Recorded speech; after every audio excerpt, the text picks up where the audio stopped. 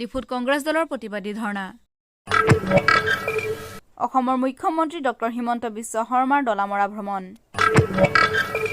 দেখা যোৱা নাই এই বছৰৰ দুৰ্গা পূজাৰ ব্যস্ততা ডায়েৰী ডেভেলপমেণ্ট ডিপাৰ্টমেণ্টৰ সহযোগত কাৰ্বি ফাৰ্মাৰ্ছ এছ'চিয়েশ্যনৰ সজাগতা আৰু প্ৰশিক্ষণ সভা সম্পন্ন নমস্কাৰ আজিৰ প্ৰাইম টাইমলৈ সকলোকে স্বাগতম জনাই ষ্টুডিঅ'ৰ মজিয়াত মই গাংগুত্ৰী বৰা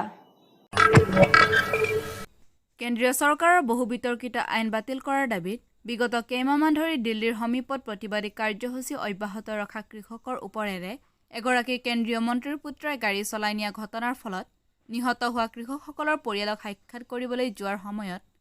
উত্তৰ প্ৰদেশ আৰক্ষীয়ে কংগ্ৰেছ দলৰ সাধাৰণ সম্পাদিকা তথা প্ৰিয়ংকা গান্ধীক আটক কৰা ঘটনাৰ বিৰুদ্ধে আজি কাৰ্বি আংলং জিলা কংগ্ৰেছৰ উদ্যোগত ডিফুস্থিত জিলা কংগ্ৰেছ কাৰ্যালয়ৰ সন্মুখত এক প্ৰতিবাদী কাৰ্যসূচী ৰূপায়ণ কৰা হয় আজি পুৱা 11 বজাৰ পৰা জিলা কংগ্ৰেছৰ কাৰ্যকৰী সভাপতি অশোক তেৰণ আৰু উপসভাপতি ৰতন ইংতিৰ নেতৃত্বত দলটোৰ ভালেসংখ্যক নেতাকৰ্মীয়ে ধৰ্ণাত অংশগ্ৰহণ কৰি প্ৰতিবাদ সাব্যস্ত কৰে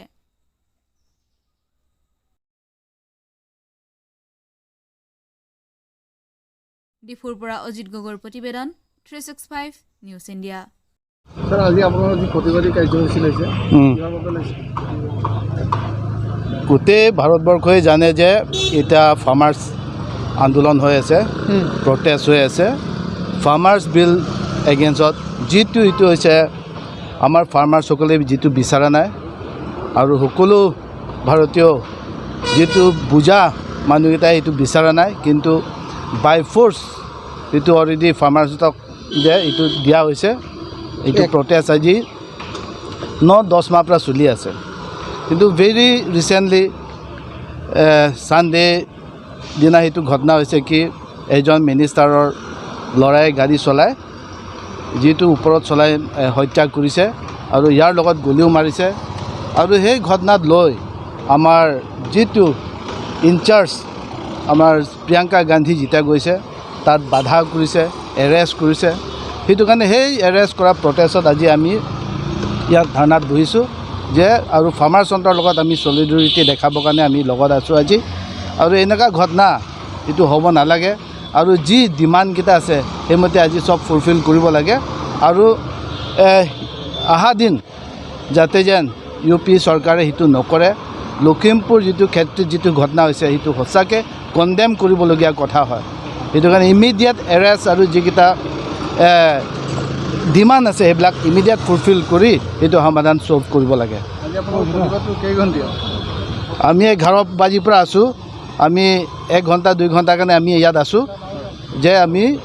যাতে যেন সেই প্ৰক্ৰিয়াটো যাতে যেন ভালকৈ হয় সেইটো আমি কামনা কৰিছোঁ এই বছৰৰ দুৰ্গা পূজাৰ বাবে পৰিলক্ষিত হোৱা নাই বিশেষ ব্যস্ততা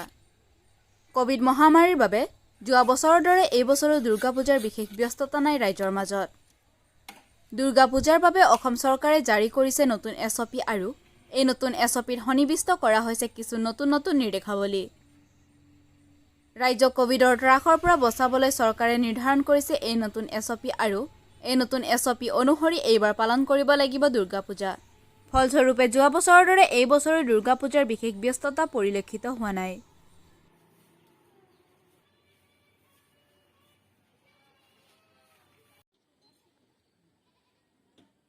news desk report 365 news India মাঞ্জাস্থিত কেটল ডেভেলপমেণ্ট ফাৰ্মাৰ্ছ প্ৰশিক্ষণ কক্ষত ডিফুৰ ডায়েৰী ডেভেলপমেণ্ট ডিপাৰ্টমেণ্টৰ সহযোগত কাৰ্বি ফাৰ্মাৰ্ছ এছ'চিয়েশ্যনে এখনি সজাগতা আৰু প্ৰশিক্ষণ সভা সম্পন্ন কৰে এই সভাতেই কৃষকসকলৰ মাজত গাখীৰৰ কেন বিতৰণ কৰা হয় আৰু গাখীৰ কেনেকৈ অধিক পৰিমাণে উৎপাদন কৰিব পাৰি তাৰ ওপৰত সজাগতামূলক বক্তব্য আগবঢ়োৱা হয়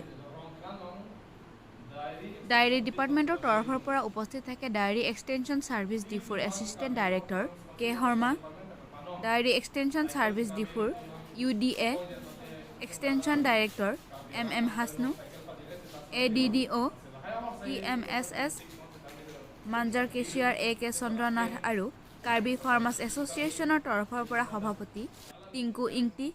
মুখপাত্ৰ হেমাৰী ৰংপি সাধাৰণ সম্পাদক চৰণ সিং ৰংপি সহকাৰী সম্পাদক চেমচন টকবি যুটীয়া সম্পাদক সচেং সিংনাৰ বিত্ত সম্পাদক সহকাৰী বিত্ত সম্পাদক ৰবিনচন ৰংফাৰ প্ৰচাৰ সম্পাদক হৰসিং ৰংপি আৰু লাংবুকু উপশাখা মাঞ্জা শাখা সমিতি আৰু দলদলী শাখা সমিতিৰ মুখ্য সদস্যসকল উপস্থিত থাকে ব্যুৰো ৰিপৰ্ট 365 নিউজ ইণ্ডিয়া আজি অসমৰ মুখ্যমন্ত্ৰী ডক্টৰ হিমন্ত বিশ্ব শৰ্মাই কাৰ্বি আংলং জিলাৰ দুৱাৰবাগৰি সমষ্টিৰ দলামৰাৰ লক্ষীমন মন্দিৰ দৰ্শন কৰে লগতে তেওঁ কুৰুমদন ইংতি হেণ্ডছেকৰ বাসগৃহ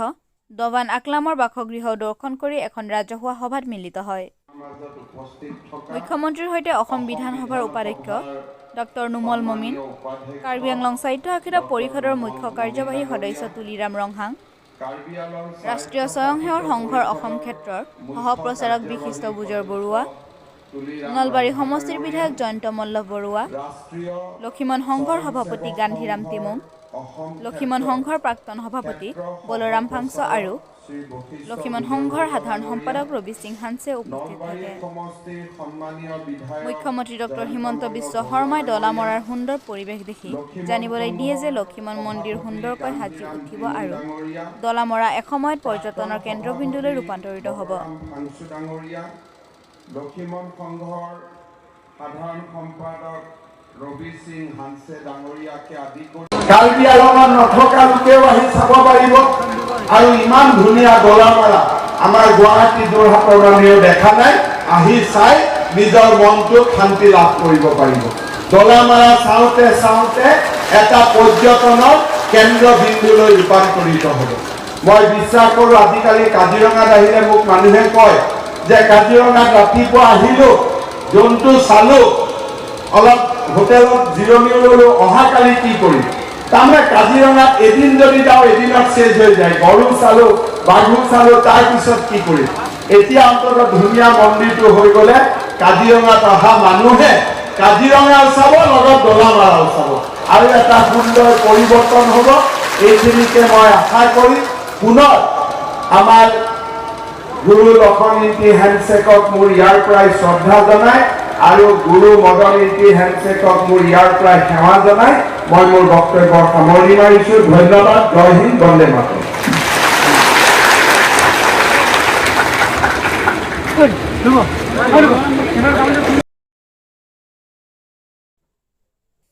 news desk report 365 news India আজিৰ প্ৰাইম টাইমৰ পৰা মই বিদায় লৈছোঁ চাই থাকিব 365 নিউজ ইণ্ডিয়া